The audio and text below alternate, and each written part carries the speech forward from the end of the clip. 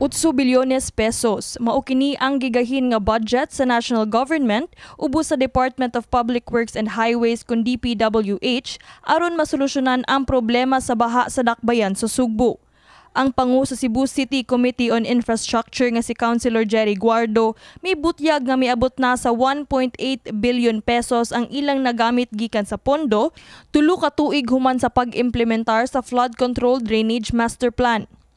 Lakip sa mga sapa nga gitutukan sa maong programa ang Lahug River, Parian Creek, Guadalupe River, Kinalumsan River, Tagunol Creek ug Bulacau River. Gani bag-o lang sab na pirmahan sa Cebu City ug Mandaue City ang Memorandum of Agreement sa pag-rehabilitate sa Butuanon River ug Mahiga Creek nga maoy boundary sa duha ka syudad. Matud pa ni Guardo nga sagad sa mga flood-prone areas sa syudad nahimutang sa Barangay Parian, Tipadilla, Tinago, Dayas ug Tejero.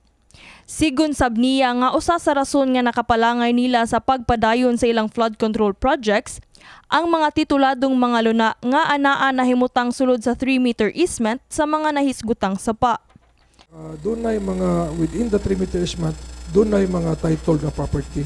So there are already existing na structure, doon na balay, doon na building, o niya nasod siya sa 3-meter easement. So these are now the subject of the clearing operations of the Task Force Gubat Sabah, spearheaded by Mayor Michael Rama.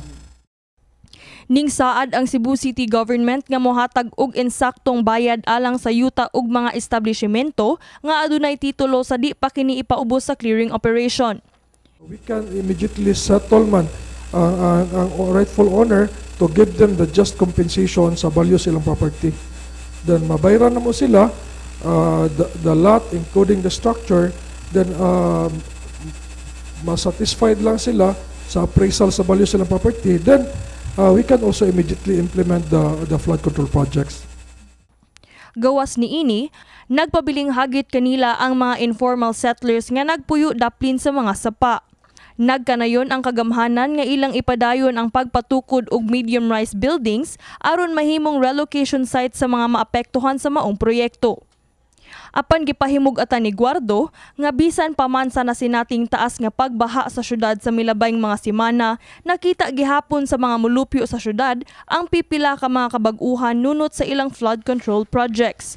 Sample before, diha sa Lahug River, boundary of Tejero and Tinago, grabe ang ilang reklamo diha nga bahaan sila. But after we fully completed the flood control projects, karon wala na sila reklamo nga gibaan sila. In other words, effective ang ato ang project. Kini si Queenie Holigon, alang sa MyTV, Cebu.